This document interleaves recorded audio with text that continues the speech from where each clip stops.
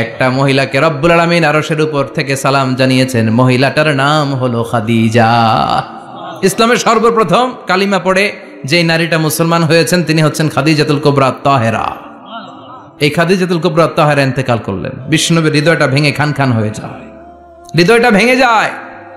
এরপর চাচা আবু তালেব তিনিও ইন্তেকাল করলেন, বিশ্বনবীর হৃদয়টা মনটা বিষণ্ণ হয়ে যায়, চিন্তায় পেরেশান হয়ে যায়।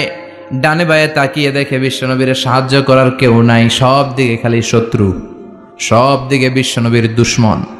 কলিজার টুকরা স্ত্রী বাসায় নাই, শেল্টার দেওয়ার মতো চাচাও নাই। বিশ্বনবীর মনে হয় গোটা দুনিয়ায় যেন তার কেউ নাই। বিশ্বনবী আবার হতাশ হয়ে পড়লেন। কিন্তু বিশ্বনবী যদি হতাশ হয়, ওনার মন ভালো করার একজন আছে, তিনি কে? আল্লাহ বললেন, জিব্রাইল যাও, আমার নবীর মন খারাপ, স্ত্রীর বিয়োগে বিশ্বনবী বিষণ্ণ, চাচা চলে গেল, বিশ্বনবীর হৃদয়টা ভেঙে খান খান হয়ে যায়। বিশ্বনবীরে বলো দুনিয়ায় থাকার দরকার নাই, ডেকে আমার আরশে নিয়ে আসো, আমার সাথে কথা বললে বিশ্বনবীর মন ভালো হয়ে যাবে। আমার সাথে কথা বললে নবীর মন ভালো হয়ে যাবে। সুবহানাল্লাহ পড়েন। কি নবী, ওনার ভালো করা, মন ভালো করে দেয় আল্লাহর কাজ। সুবহানাল্লাযী আসরা বিআবদিহি লাইলাম মিনাল মাসজিদিল হারামি ইলাল মাসজিদিল আকসা। এখানে বলা হলো ইসরার কথা, আর মেরাজ সাব্যস্ত হয়েছে হাদিস দ্বারা। জোরে কোন ঠিক কিনা? মেরাজ নিয়ে গেলেন, ঊর্ধ্ব জগতের ভ্রমণে নিয়ে গেলেন। জিব্রাইল ডেকে বললেন, ও জিব্রাইল, আমি জানি বিশ্বনবীর মন খারাপ, স্ত্রী নাই, চাচা নাই, তুমি বিশ্বনবীর নিয়ে আসো তো, আমার দরবারে নিয়ে আসো, আমার সাথে কিছু সময় কাটাবে, আমার সাথে কথা বলবে, মন ভালো হয়ে যাবে। ওয়ালা সাউফা ইউতিকা রাব্বুকা ফাতারদা। ও নবী, এমন এমন জিনিস আপনারে আমি দেব, এগুলো দিয়ে আমি আপনার মনটারে ভালো করে ফেলবো। চিল্লায় কোন সুবহানাল্লাহ। মেরাজ থেকে ফিরার পরে অত্যাচারের মাত্রা আরো বেড়ে গেল, কিন্তু অত্যাচারে মুমিন কখনো কাবু হয় না। জোরে কোন ঠিক কিনা? বিশ্বনবীরে বলা হলো, ক্ষমতার চেয়ার দেব, সুন্দরী নারী দেব, সম্পদের পাহাড় বানিয়ে দেব, শুধু কালেমার দাওয়াত বন্ধ করে দাও। বিশ্বনবী বললেন, তোমাদের 3 দফা, আমার শুধু 1 দফা। বিশ্বনবীর কয় দফা? বিশ্বনবী বললেন, লা ওয়াদাউ আশ-শামসা ফি ইয়ামিনি ওয়াল কামারা ফি ইয়াসারি।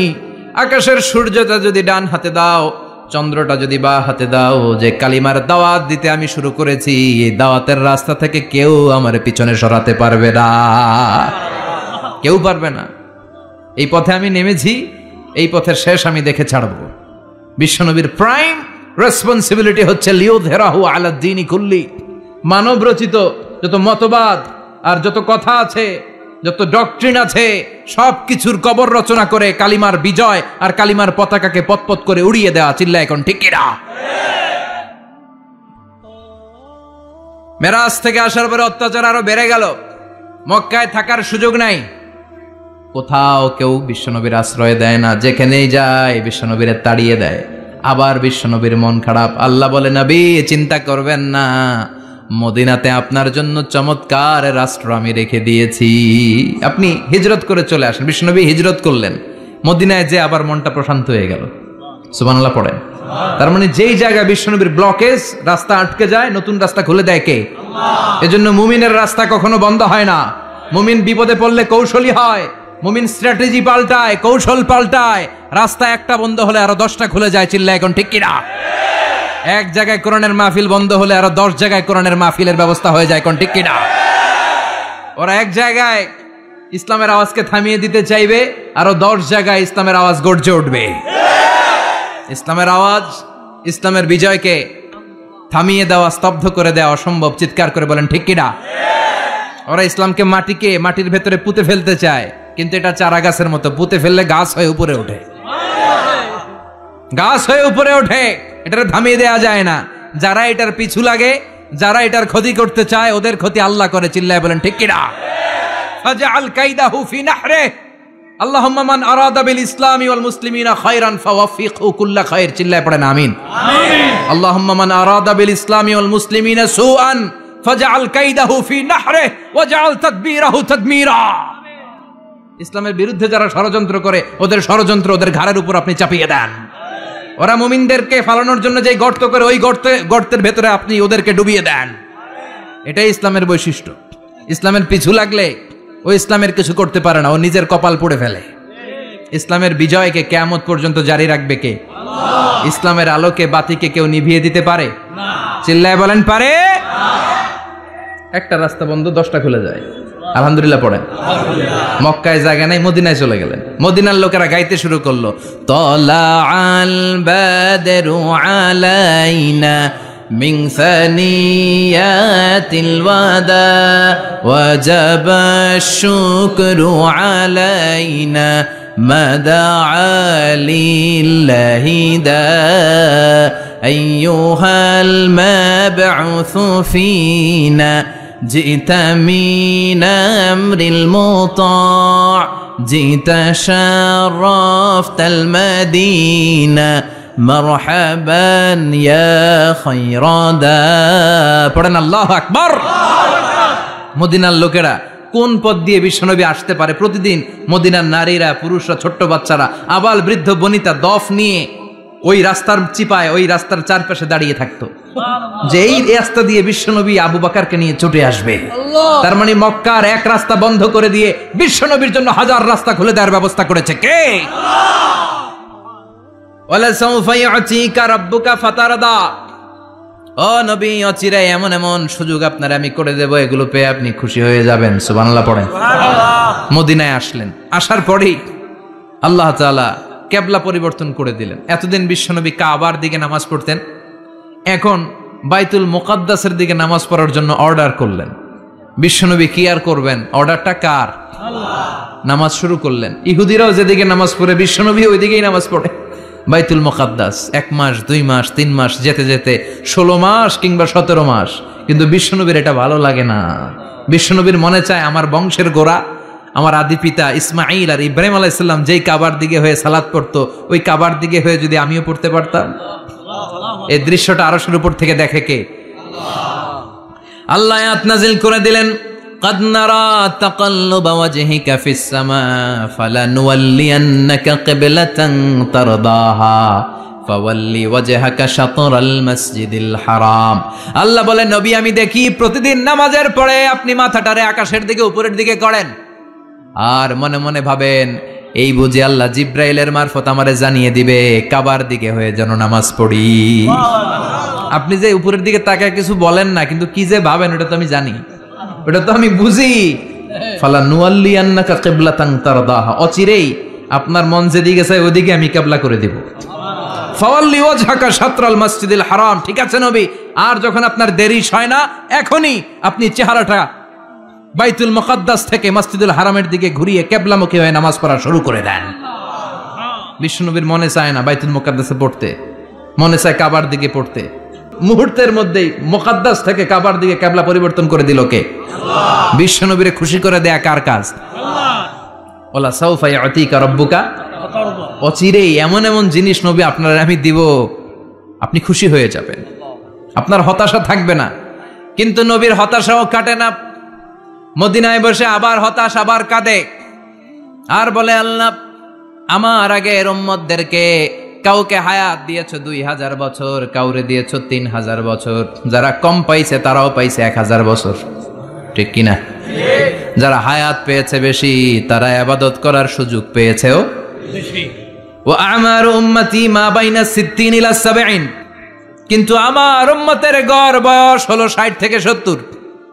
60 থেকে 70-এর মধ্যে শেষ। যারা বয়সী পেল 60-70, কি আর ইবাদত করবে? আগের উম্মতরে এত বছর বেশি দিলা কেন, আমার উম্মতরে কম দিলা কেন? বিশ্বনবীর টেনশন আছে না নাই? আবার হতাশ, আহা আমার উম্মতের কি হবে? উম্মতি উম্মতি আজীবন কেঁদেছেন। আল্লাহু আকবার। বিশ্বনবী বললেন আমার উম্মতি মা বাইনা 60 ইলা 70, আমার উম্মতের গড় বয়স 60 থেকে 70-এর মধ্যে সব শেষ। আপনাদের এই এলাকার কি অবস্থা? হ্যাঁ চাচা, আপনার বয়স কত? এরমই কত হইব? 70। আল্লাহ আরো 70 বছর দিও। 100 বছর আছেন কে কে দেখি? 100। তুমি 100? বেটা তোর 20 বছরই তো হয় নাই। 100 ও ভুলে দাঁড়াইছে। আচ্ছা, আর আসি নাই? এই যে আছে বোধহয়। কত হবে আপনার? কাছাকাছি হবে। আলহামদুলিল্লাহ, আল্লাহ আরো হায়াত দারাজ করো। তো দেখছেন মুরব্বীদেরকে আমরা হারাতে বসেছি, পাই না। 80-70 পাওয়া যায় না। মা বাইনা 60 ইলা 70, 60 থেকে 70-এর মধ্যে বেশিরভাগই শেষ। জোরে কোন ঠিক কিনা? বিশ্বনবী আবার কাঁদলেন, আল্লাহ আগের উম্মতেরা হায়াত পেত বেশি, আমার উম্মতের হায়াত কম, তারা ইবাদত করত বেশি, আমার উম্মতের কি হবে? আল্লাহ বললেন চিন্তা নাই, ইন্না আনজালনাহু ফি লাইলাতিল কদর ওয়া মা আদরাকা মা লাইলাতুল কদরি লাইলাতুল কদরি খায়রুম মিন আলফি শাহর। সুবহানাল্লাহ পড়ে। ও নবী, ওদেরকে হায়াত বেশি দিছি, কদর দেই নাই। আপনার উম্মতদেরকে হায়াত কম দিছি, কিন্তু লাইলাতুল কদর দিয়েছি। লাইলাতুল কদর খায়রুম মিন আলফি শাহর, 1000 মাসের চেয়ে সেরা। আপনার উম্মতেরা বয়স কম পেয়েছে ঠিক, কিন্তু কদরের রাতে এক রাত ইবাদত করলে 1000 রাতের ইবাদতের যে সওয়াব, তার চেয়ে বেশি সওয়াব হয়ে যাবে। ফাতারদা, আবার নবী খুশি হয়ে গেলেন। সুবহানাল্লাহ কইবেন না? যেখানে নবীর মন খারাপ, নবীর মন ভালো করে দেয় কে? এরপর একটার পর একটা বিজয় বিশ্বনবীকে দিল কে? বদরের বিজয় দান করলো কে? আমাদেরকে বিজয় দেয় কে?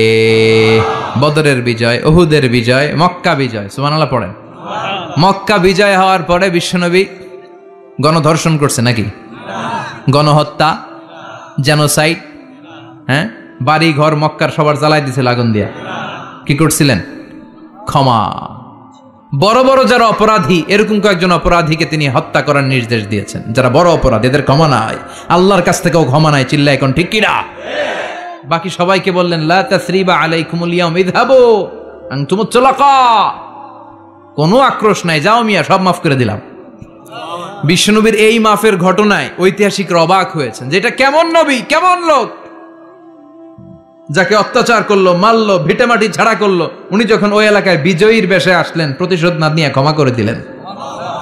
In the long history of the world, there is no instance of magnanimity and forgiveness which was shown by the last messenger Muhammad, when all of his enemies laid under his feet and he forgave them one and all.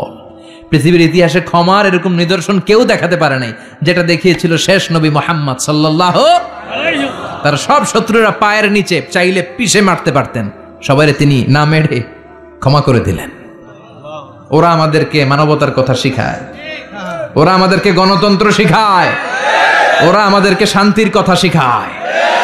ওরা Iraq যুদ্ধে মেরেছে লক্ষ লক্ষ, আফগান যুদ্ধে মেরেছে লক্ষ লক্ষ, প্রথম বিশ্বযুদ্ধে, দ্বিতীয় বিশ্বযুদ্ধে এরা দেদারসে পাখির মতো মারে, এখনো মারে। এজন্য তোদের মুখে শান্তি আর মানবাধিকারের কথা মানায় না। শান্তি আর মানবাধিকারের কথা মানায় বিশ্বনবীর মুখে, যিনি শান্তি কাকে বলে, মানবাধিকার কাকে বলে, গোটা বিশ্বের মানুষের চোখে আঙ্গুল দিয়ে শিখিয়ে গিয়েছেন। একটার পর একটা বিজয় দান করে বিশ্বনবীরে খুশি করলো কে? এরপর আল্লাহ বললেন, নবী এখানেই শেষ না, আতি মুহাম্মাদানিল ওয়াসিলাতা ওয়াল ফাদিলা, আপনারে ওয়াসিলা দিলাম, ফাজিলাত দিলাম, ওয়াবা'আথহু মাকামাম মাহমুদা, এমন একটা জায়গা দিলাম যেই জায়গার উপর জায়গা নাই।